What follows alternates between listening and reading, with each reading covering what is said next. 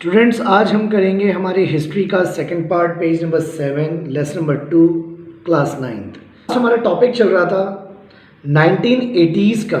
Okay, जो and नहीं हुआ था, अब हमें यहाँ से स्टार्ट करना है। Okay, several political parties formed a collision.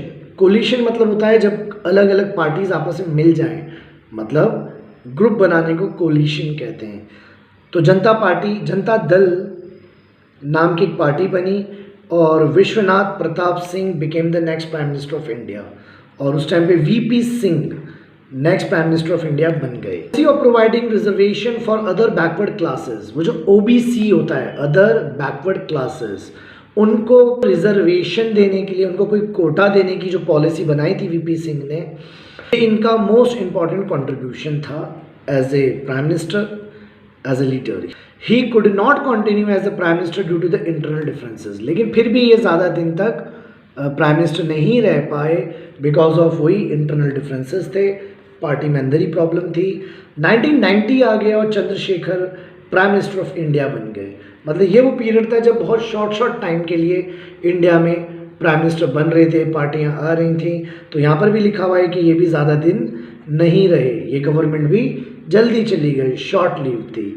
1991 में ड्यूरिंग द इलेक्शन कैंपेन, 1991 में जब इलेक्शन कैंपेन चल रहा था, यानी जब इलेक्शन का आप एडवर्टाइजमेंट करते हो रहा था, तो उस टाइम पे एक टेररिस्ट ऑर्गेनाइजेशन श्रीलंका के अंदर LTTE, liberation tiger of Tamil Eelam कहते हैं इन्हें, इन्होंने असैसिनेट कर दिया था राजीव गांधी को।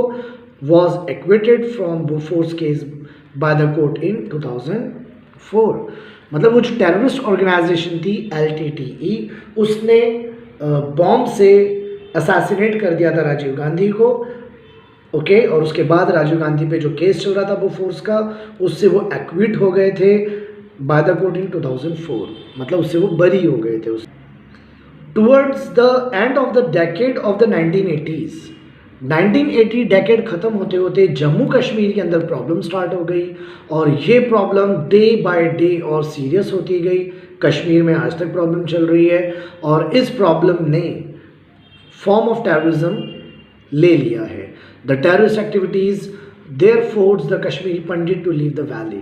मतलब वहाँ पर इतना टेररिज्म हुआ कि जो कश्मीरी पंडित्स वहाँ रहते थे उन्हें वहाँ से जाना पड़ा। द चेंजेस आफ्टर 1991, अब आप 1980s एंड हो गया, अब आप 1991 के बाद क्या चेंजेस हुए वो पढ़ेंगे। Okay, the year 1991 very important है, वेरी सिग्निफिकेंट है, सिर्फ इंडिया के लिए नहीं, एज वेल एज वर्ल्ड के लिए, पूरी दुनिया के लिए 1991। क्यों? क्योंकि 1991 में बहुत सारे इवेंट्स हुए हैं, जैसे कि सोवियत यूनियन यानी रशिया डिसइंटीग्रेट हो गया। रशिया एक बहुत बड़ी कंट्री थी जिसे आप USSR कहते थे, सोवियत यूनियन कहते थे। ये डिसइंटीग्रेट हो गया, यानी ब्रेकअप हो गया, और बहुत सारी उसमें से स्मॉल कंट्रीज़ में वो कन्वर्ट हो गया। और कोल्ड वॉर भी इसी टाइम पे एंड हुआ। कोल्ड वॉर किसे कहते हैं आगे आपको आएगा दूसरे लेसन में, कोल्ड वॉर की डिटेल में। बट फिलहाल आप इतना जान जाइए कि रशिया और अमेरिका, जो सुपर पावर के बीच में हमेशा पावर स्ट्रगल रहा है, ओके, ये कोल्ड वॉर है। Okay, in India the government under the leadership of prime minister PV Narasimha Rao, ये नाम है PV नरसिम्हा राव, इन्होंने इनिशिएट किया, स्टार्ट किया बहुत सारे ऐसे चेंजेस जो इंडियन इकोनॉमी के लिए बेटर थे। और इसी पीरियड 1991 के बाद ही राम जन्मभूमि का और बाबरी मस्जिद का इशू हुआ है अयोध्या में, और केम टू फोरफ्रंट, ये सामने आया इशू राम जन्मभूमि और बाबरी मस्जिद। In the election conducted between 1996 and 1999, 1996 से लेके 1999 तक कोई भी पॉलिटिकल पार्टी को क्लियर मेजॉरिटी नहीं मिली इंडिया में इलेक्शन में, लोकसभा में। और इसके रिजल्ट में 3 गवर्नमेंट्स बदली, मतलब 3 साल में 3 गवर्नमेंट्स चेंज हो गई। ओके, जिनका टाइम ऑफ स्पैन जो था बड़ा शॉर्ट था। दोस्त led by the prime minister, कभी अटल बिहारी वाजपेयी एक बार बने, फिर HD देवेगौड़ा बने, और कभी इंद्र कुमार गुजराल बने। मतलब उन सालों के अंदर ये 3 प्राइम मिनिस्टर इंडिया में चेंज हुए। फाइनली लेकिन 1999 में national democratic alliance NDA came into power under the flag of Bharatiya Janata party. मतलब BJP के फ्लैग के अंडर एनडीए बना और Atal Bihari Vajpayee prime minister of India बन गए। वाजपेयी ने बहुत सारे काम किए हैं, डायलॉग विद पाकिस्तान किया है, पाकिस्तान से बातचीत की है, बट वो सक्सेसफुल नहीं रहा। इसलिए बहुत सारे ऐसे उन्होंने न्यूक्लियर टेस्ट भी किए थे 1998 में, और बाद में declared herself as an atomic power. मतलब उस टाइम पे इंडिया ने बहुत सारे न्यूक्लियर टेस्ट किए थे, जैसे इंदिरा गांधी के टाइम पे आपने पढ़ा था एटॉमिक टेस्ट किए थे, ऐसे वाजपेयी के टाइम पे न्यूक्लियर टेस्ट किए थे 1998 में, और अपने आप को उन्होंने एक एटॉमिक पावर इंडिया ने अपने आप को डिक्लेयर किया। बट वो ईयर्स भी हमारे लिए बेटर नहीं थे, क्योंकि 1999 में इंडिया पाकिस्तान के बीच में फिर वॉर हुआ, Kargil war over the Kashmir issue.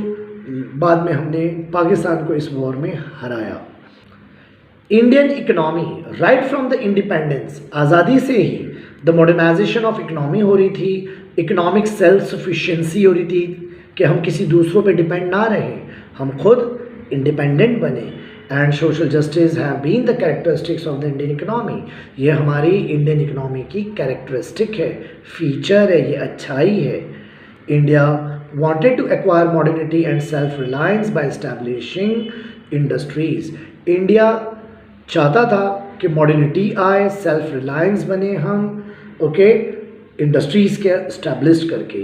We wanted to establish an economy based on social justice, हम ऐसी इकोनॉमी बनाना चाहते थे जिसमें सोशल जस्टिस हो, यानी सामाजिक इंसाफ हो। प्लानिंग करके for this the national planning commission established हुआ था, एनपीसी जिसे आप नेशनल प्लानिंग कमीशन कहते हैं, that would coordinate development through the policies of 5 year plan. और इसका काम क्या होता है, हर 5 साल की पॉलिसीज़ बनाना, मतलब 5 ईयर्स का एक टारगेट बनाना और उसकी पॉलिसीज़ बना के फिर उस टारगेट को अचीव करना। The Narasimha Rao government started economic reform from 1991 के बाद जो कांग्रेस पार्टी की सरकार थी और नरसिम्हा राव प्राइम मिनिस्टर थे, उनकी गवर्नमेंट ने इकोनॉमिक रिफॉर्म्स किए। These economic reforms are called as economic liberalisation, एक इकोनॉमिक आज़ादी, liberalisation. The Indian economy flourished हुई as a result of implementation of this policy. ये पॉलिसी बनाने से इंडियन इकोनॉमी फ्लोरिश्ड हुई, मतलब काफ़ी उसके अंदर प्रोग्रेस हुई। The foreign investment in India increase, बाहर के देश के लोग आके इंडिया में पैसा लगाने लगे। Skilled Indian professionals help reform the Indian economy, जो इंडिया के स्किल्ड यानी जिनके अंदर कोई आर्ट हो, प्रोफेशनल्स जो थे, उन्होंने रिफॉर्म किया, चेंज किया इंडियन इकोनॉमी को। The field of information technology open several avenues of employment in the country. और बाद में जब इंफॉर्मेशन टेक्नोलॉजी यानी आईटी, ओके, आईटी जब आया तो उसने तो बहुत सारे दरवाजे खोल दिए। The changes after 1991 are called described as globalisation. 1991 के बाद जो चेंजेस आए उसे आप ग्लोबलाइजेशन कहते हैं। साइंस एंड टेक्नोलॉजी में 2 मेजर इवेंट्स हैं इंडिया में जो डिस्क्राइब करते हैं India efforts towards the self reliance. उसमें डॉक्टर MS स्वामीनाथन हैं, जिन्हें फादर ऑफ ग्रीन रिवोल्यूशन कहते हैं इन 1965। ग्रीन रिवोल्यूशन का क्या मतलब है, एग्रीकल्चर टेक्निक्स को इस तरह से साइंटिफिक बनाना, इंक्रीज जिससे प्रोडक्शन ऑफ फूड ग्रेन्स हो, ग्रीनरी इंक्रीज हो, फूड ग्रेन्स इंक्रीज हो, ठीक है, इसे आप कहते हैं green revolution. The experiment in cooperative dairy movement, जिस तरह से एग्रीकल्चर में ग्रीन रेवोल्यूशन आया, उसी तरह से जो डेयरी मूवमेंट चला, डेयरी यानी मिल्क और मिल्क प्रोडक्ट, डॉक्टर वर्गीस क्यूरिन के लीडरशिप में इससे हमारा मिल्क प्रोडक्शन इंडिया में बहुत बढ़ा। दैट्स वाई हम उसे कहते हैं वाइट रिवोल्यूशन। मतलब जो एग्रीकल्चर रिलेटेड है उसे हम कहते हैं ग्रीन रिवोल्यूशन, और जो मिल्क और मिल्क प्रोडक्ट रिलेटेड है उसे हम कहते हैं white revolution. India had also made a lot of progress in the field of atomic energy. उस टाइम पे हमने एटॉमिक एनर्जी और स्पेस रिसर्च, मतलब स्पेस में जाना है, एटॉमिक एनर्जी में प्रोग्रेस करी। Doctor Homi Bhabha led the foundation of the Indian atomic power programme. उस टाइम पे हमारे जो साइंटिस्ट थे होमी भाभा, उन्होंने फाउंडेशन करी इंडियन एटॉमिक पावर प्रोग्राम्स की। और इंडिया इंसिस्ट करता था पहले से आज तक कि हम पीसफुल पर्पस के लिए इस पावर का यूज़ करेंगे, एटॉमिक पावर का, और वो पीसफुल पर्पस में क्या होता है, जनरेशन ऑफ इलेक्ट्रिसिटी होता है, मेडिसिन्स में यूज़ होता है, फार्मास्यूटिकल्स मतलब मेडिसिन्स, और डिफेंस में भी। India has achieved considerable success in space technology as well. India ने स्पेस टेक्नोलॉजी में काफ़ी अच्छा प्रोग्रेस किया है। 1975 में हमारी फर्स्ट सैटेलाइट जिसका नाम आर्यभट्टा या आर्यभट्ट है वो लॉन्च हुई थी। Today India has a successful space programme. आज हमारा स्पेस प्रोग्राम जो है, मतलब जो चीज़ हम स्पेस में भेज रहे हैं, सैटेलाइट्स ये वो काफ़ी सक्सेसफुल है। चंद्रयान तो आप जानते ही हैं, okay. And many satellites have been launch हो चुकी हैं under this programme. India has also made considerable advancement in the telecom sector. Changes in social field, सामाजिक फील्ड में क्या चेंज आया है? During this period there were several major changes in the social field in India. मतलब India की social fields में भी काफ़ी चेंजेस आए इस टाइम पे, खासतौर पे issue of the empowerment of the womens को एम्पावर करना, उन्हें कुछ राइट्स देना, and the others are related with the policy regarding the upliftment of deprived section of the society. मतलब जो लोग डिप्राइव्ड है, डिप्राइव्ड मतलब क्या होता है, जिन्हें कोई चीज़ ना मिले, जो बेसिक नेसेसिटी है हमारा, रोटी कपड़ा मकान, वो हमें ना मिले, तो हम में वो चीज़ नहीं मिल पा रही है, तो फिर हम डिप्राइव्ड ग्रुप पे आ जाएंगे। अब ऐसे ही लोगों को अपलिफ्टमेंट करना है, ओके, तब एक समाज में सुधार होगा। To promote the all round development of the womens का डेवलपमेंट करना, चिल्ड्रंस का करना, separate department of womens and child development बनाया गया 1985 में। Under the ministry of human resources development एक अलग डिपार्टमेंट बनाया गया जो वुमेन्स और चिल्ड्रंस के डेवलपमेंट के लिए था। उसका नाम है department of women and child development. Some laws were made to ensure social justice to women and have the implementation at various schemes. बहुत सारे ऐसे लॉज बनाए गए जिससे इस बात की श्योरिटी दी गई कि सोशल जस्टिस होगा वुमेन्स को, और फिर उन्हें इम्प्लीमेंट किया गया स्कीम्स को। They include the prohibition of the dowry act. उसमें डाउरी एक्ट के अगेंस्ट प्रोहिबिशन, यानी कोई दहेज लेगा, जहेज लेगा, तो उसके अगेंस्ट काफ़ी ज़्यादा लॉज बने। इक्वल रेम्युनरेशन एक्ट बना। 73rd and 74th constitution amendment के हिसाब से सीट्स को रिजर्व किया गया वुमेन्स के लिए इन लोकल सेल्फ गवर्नमेंट बॉडीज। मतलब अब औरतों को भी राइट्स होगा कि वो पार्टिसिपेट कर सकती हैं, उनके लिए भी सीट रिजर्व हो गई लोकल सेल्फ गवर्नमेंट बॉडीज़ में। According to the maker of the Indian constitution, some constituents of the Indian society were deprived of dignity and equal opportunities due to the caste system. Caste system की वजह से हमारे India के बहुत सारे ऐसे section of societies हैं जिनको राइट्स नहीं दिए गए हैं। मतलब राइट्स ना देना, डिप्राइव्ड ऑफ डिग्निटी, उनको कोई इज्जत नहीं है, इक्वल अपॉर्चुनिटीज़ नहीं है, और ये कास्ट सिस्टम के वजह से। द काका साहेब कालेलकर कमीशन सेटअप हुआ था 1953 में, और इसका मेन काम ये था कि जो कंडीशन है ऐसे लोगों की इम्प्रूव करना, उससे ऐसे सेक्शन ऑफ सोसाइटी की कंडीशन को इम्प्रूव करना। 1978 में commission constituted under the chairmanship of BP Mandal.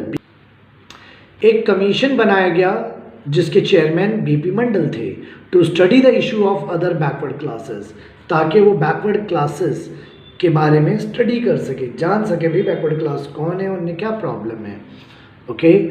The policy of reservation was adopted in order to strengthen the representation of the backward section in the various services and institution. मतलब किसी भी देश समाज को अगर आगे बढ़ना है तो उस समाज में रहने वाले सारे लोगों को इक्वल राइट्स होने चाहिए। तो इसीलिए ये पॉलिसी ऑफ रिजर्वेशन अडॉप्ट की गई थी ताकि स्ट्रेंथन हो जाए representation of backward section also. मतलब बैकवर्ड सेक्शन के लोग भी रिप्रेजेंटेशन करें, ये पॉलिसी ऑफ रिजर्वेशन अडॉप्ट की गई। और गवर्नमेंट ने पास करा था प्रिवेंशन ऑफ एट्रॉसिटी एक्ट। मतलब कोई किसी पे एट्रॉसिटी नहीं करेगा, कोई जुल्म नहीं करेगा, उसका एक कानून बना 1989 में, to enable those belongings to the schedule caste and schedule tribes to live, ताकि जो लोग SC ST वाले, SC ST यानी शेड्यूल कास्ट और शेड्यूल ट्राइब्स, वो भी डिग्निटी और रिस्पेक्ट के साथ ठीक है ना, रह सकें फ्री फ्रॉम फियर, कोई डर ना हो, वायलेंस नहीं, ऑप्रेशन नहीं ऑफ द अपर क्लासेस। क्योंकि इंडिया में प्रॉब्लम रही है कि जो अपर क्लासेस हैं उनका एट्रोसिटीज़, उनका एक violence operation on upper class का लोअर पे रहा है, यानी शेड्यूल कास्ट और शेड्यूल ट्राइब्स पर। ओके, तो अब ऐसा ना हो इसलिए ये सारे कानून बने हैं। हमारा लास्ट टॉपिक आ रहा है ग्लोबलाइजेशन।